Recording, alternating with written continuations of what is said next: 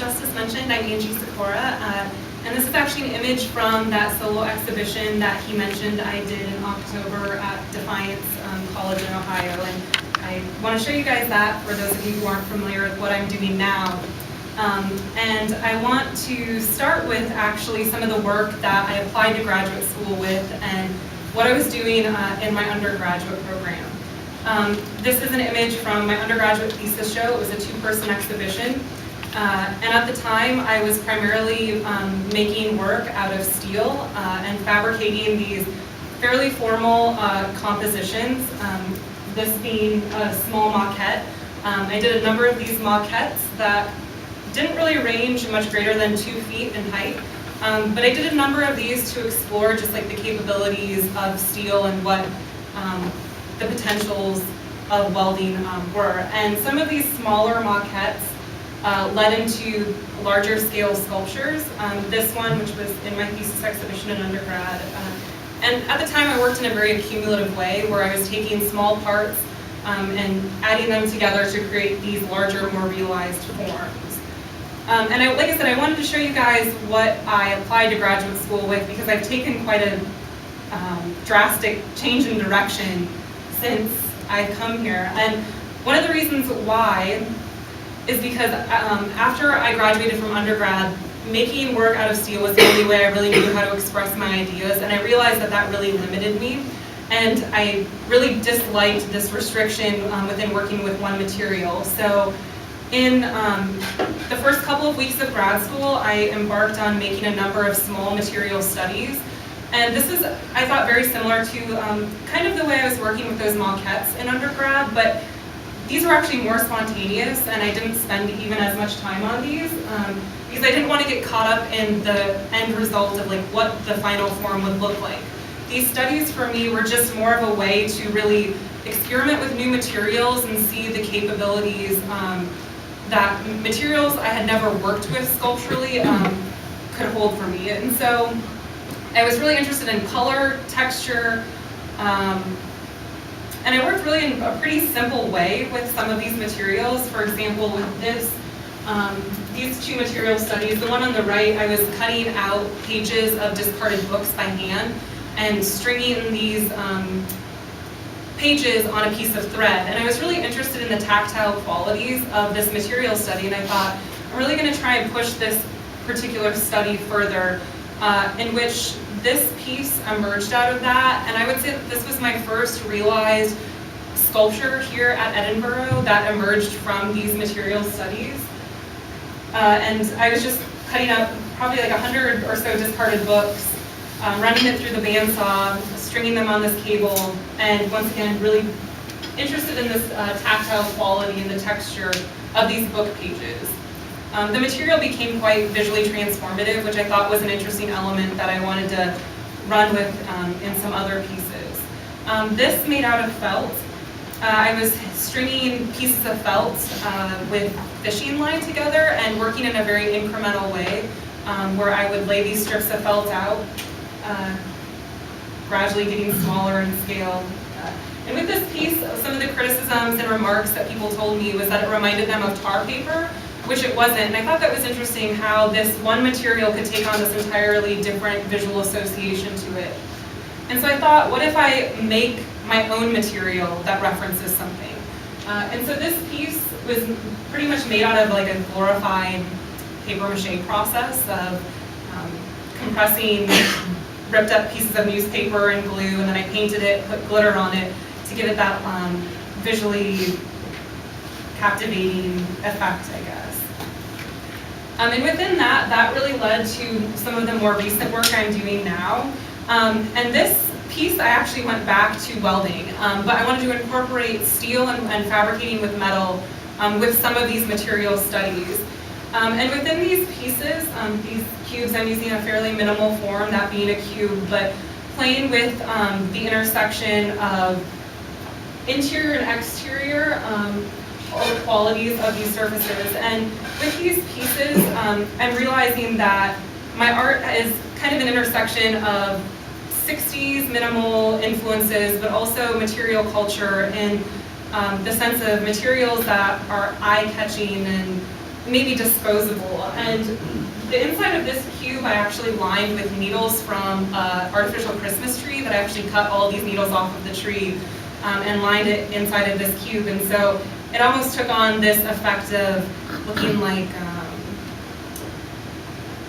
oh, I don't know, some sort of like candied surface, and it had this really textural quality that responded, I thought, well with the color of the neon yellow steel on the exterior.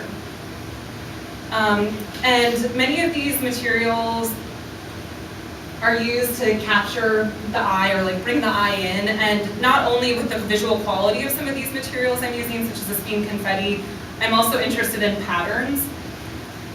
And this piece was actually made out of the remains of that Christmas tree. I cut up a whole artificial Christmas tree, and there's a visual lushness to this piece. And thinking of patterns and qualities with these materials, I thought, what if I make a sculpture in and of itself that's almost creating like a print with the materials?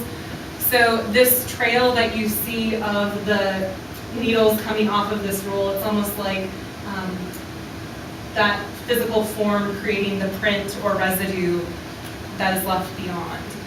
And within my process of making, I'm aware that I'm influenced by certain artistic traditions as well, such as craft and labor, the act of the hand in making. And with this piece, I wanted to still remain very minimal in form and be about the material, but upon closer look, you realize that it possibly was made by hand. There are these slight imperfections of it in which I pushed Christmas, typically used for Christmas tinsel garland that's hung on trees, through a mesh tubing. I also am interested in just going to like metal scrap yards and finding materials to work with that way or forms.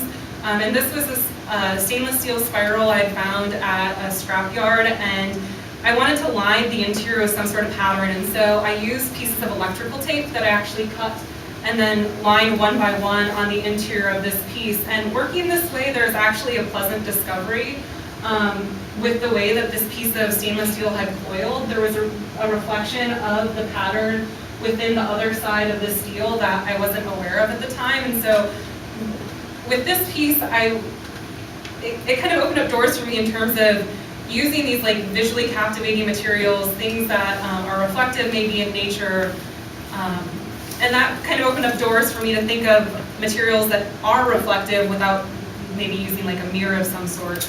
So this piece, I actually cut out these circles of cellophane, typically used in wrapping gifts and presents, and lined a piece of vinyl with cellophane in addition to magazine pages that I cut circles out of. And I personally view this piece as maybe just like a painting of some sort, or like just a formal arrangement, but just maybe attached to the wall in a different way versus like a traditional sense of a painting. And so I kept working with some of the iridescent cellophane, lining pieces of roofing felt with that, and I had cut all of these strips. There's a couple hundred strips that I cut out of this tar paper and cellophane, and they were just hanging in my studio, and I actually liked the way that they hung there, and I was going to use these strips for a different piece, but I thought, no, I'm just going to leave it as is. And here's a detail of that, and it becomes, I don't know, there's like these subtleties within the piece that you don't see looking at it straight on, but from the side, it's kind of like a delightful experience. And with these, I realized I wanted to start making maybe more two-dimensional work and explore some of the same aspects of making and pattern making, but possibly utilizing the wall more so. And within this piece, I also view this as a painting, but not using traditional paint materials. So it's a piece of tar paper lined with iridescent cellophane, with a piece of clear vinyl over the top of it, and on that clear piece of vinyl is organza ribbon attached with pieces of electrical tape. So it's a very labor-intensive process, but the labor that is involved in making of some of these pieces is actually very meditative for me. I enjoy doing these very repetitive acts in making, and it's a lot like craft or fibers-based, I think, in that sense. And this is another wall piece that I worked on recently, and it's a piece of actually gold wrapping paper that I lined with black electrical tape, and hung over the top of that is a piece of vinyl that I glued pieces of confetti on. And as you can see the image on the right, it has that reflective quality that I'm interested in exploring. This is a, I would say, fairly minimal wall piece that I recently completed, actually gluing pieces of thread to tar paper. Here's a detailed image of that.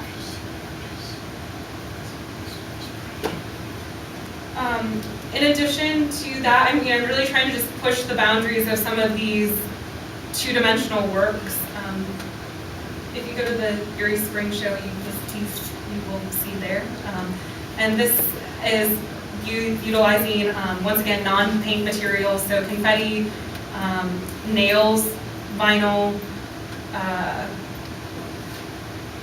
the party tinsel, and it has this reflective quality that I'm interested in. And a lot of these pieces and some of these like visual effects, quite frankly, just happen through the exploration of layering, and so it's a pleasant surprise. And within this process of making, these things kind of emerge as I continue to make this work. And so once again, this is a side view of this other piece, which you can see viewing it from the front, it appears to be one thing, but from the side is a pleasant surprise in the way that the iridescent cellophane interacts with the light. So that's pretty much what I have for you guys today. My thesis exhibition will be up in Erie. The opening reception is on